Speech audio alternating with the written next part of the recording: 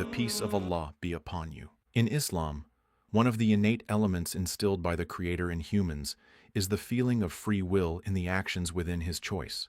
This free will is divine justice, because each human bears the consequences of his choices. Then Allah rewards him for good deeds and punishes him for the bad. Atheism tells us that there is no creator, no innate nature, and no soul. Rather, we are pure matter.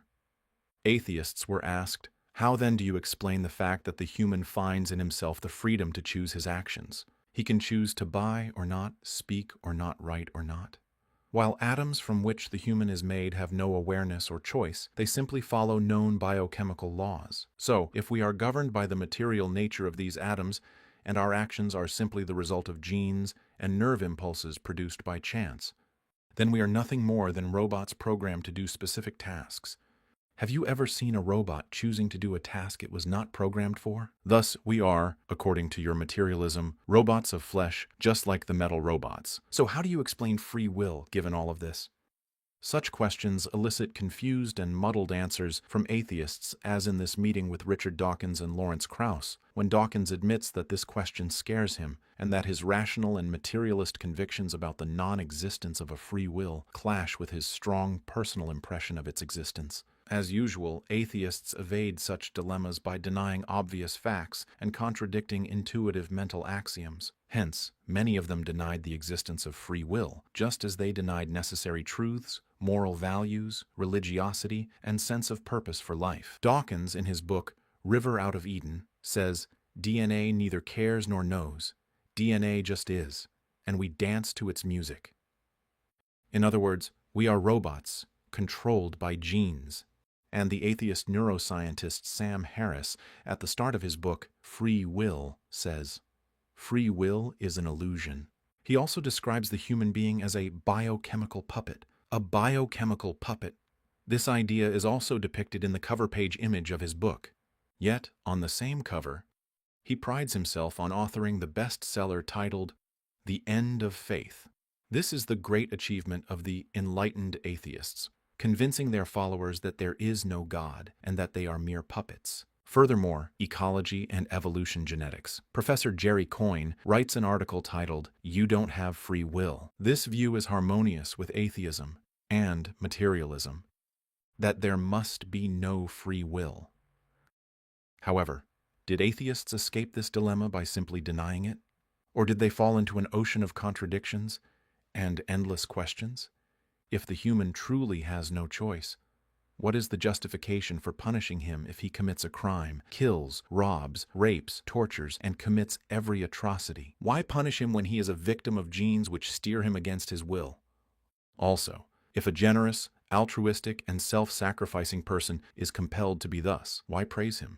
Is it not strange that Sam Harris, who describes people as biochemical puppets, is the very same person who suggested throwing a nuclear bomb on Muslims to get rid of their evil?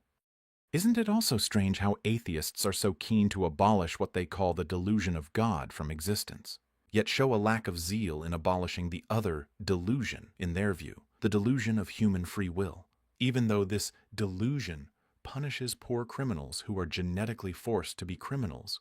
Moreover, if there is no free will and a believer is compelled to believe while an atheist is compelled to atheism, why do atheists zealously invite others to atheism? If humans have no free will to change their belief system?